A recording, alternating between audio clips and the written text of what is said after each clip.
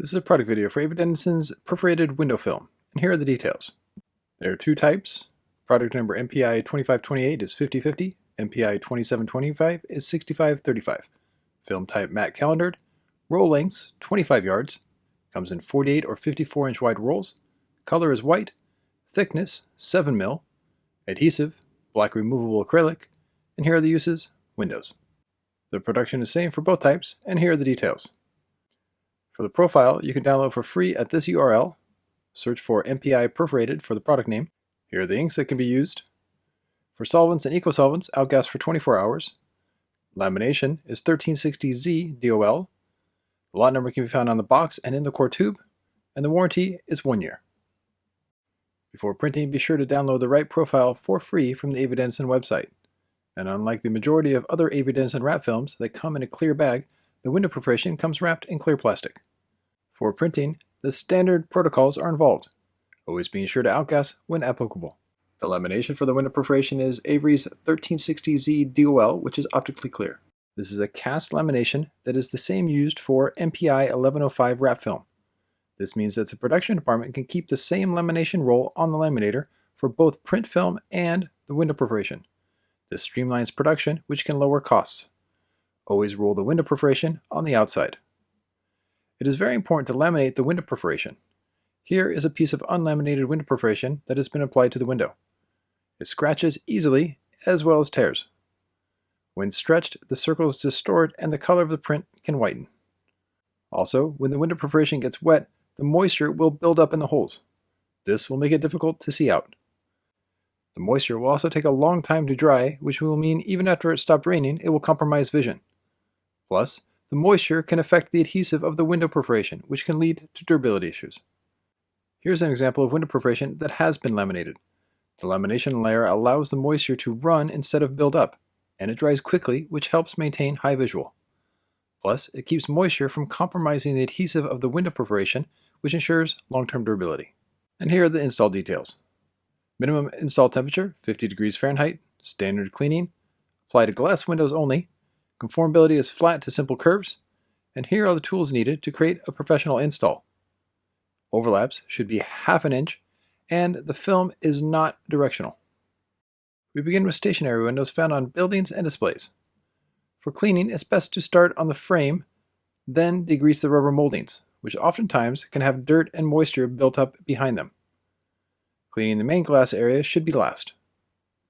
Set the panel up with a temporary hinge, then, once in place, lock it in with a squeegee stroke, which is called a permanent hinge. Secure the top section, then release the liner roughly 12 to 20 inches. This will keep the window perforation from tacking on the glass too soon.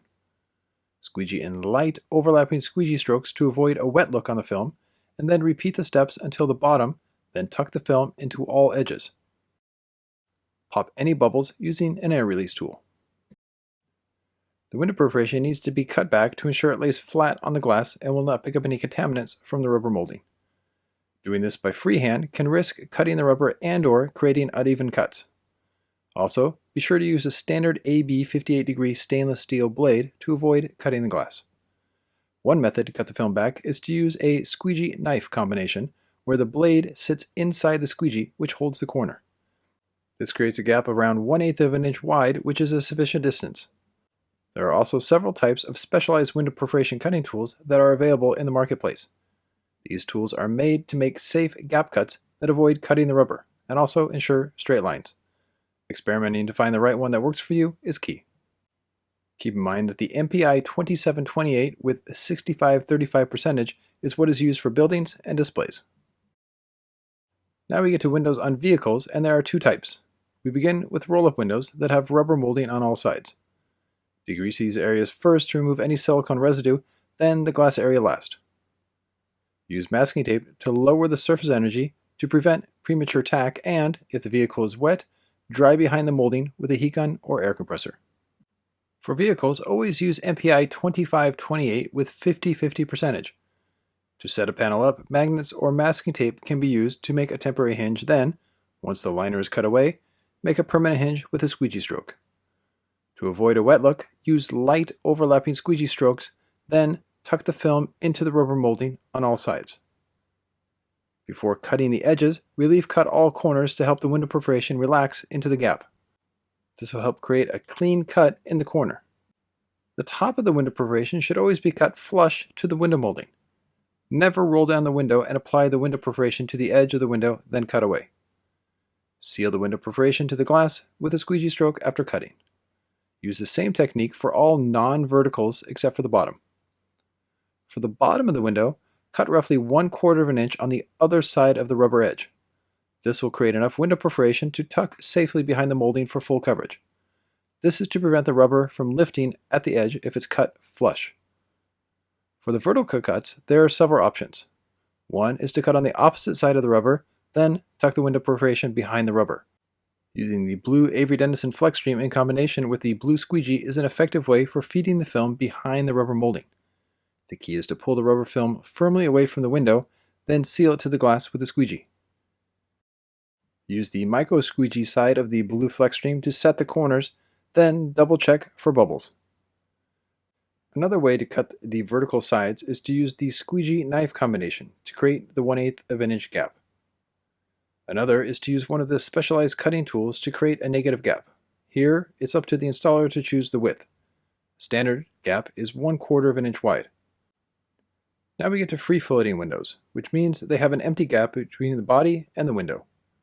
This type of window has a beveled edge, which means it angles in.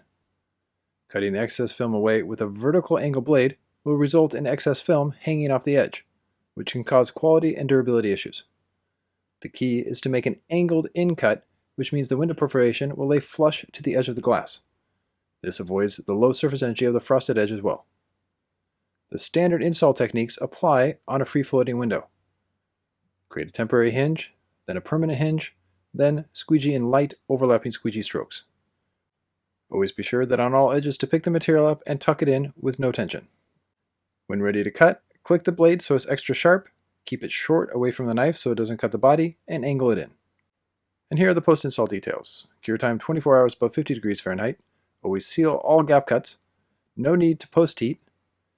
For removals, it should leave less than 20% adhesive residue behind. To remove, apply heat or use direct sunlight, and it can be cut into strips for easy removal. For stationary windows, be sure to apply edge seal tape to all 4 sides.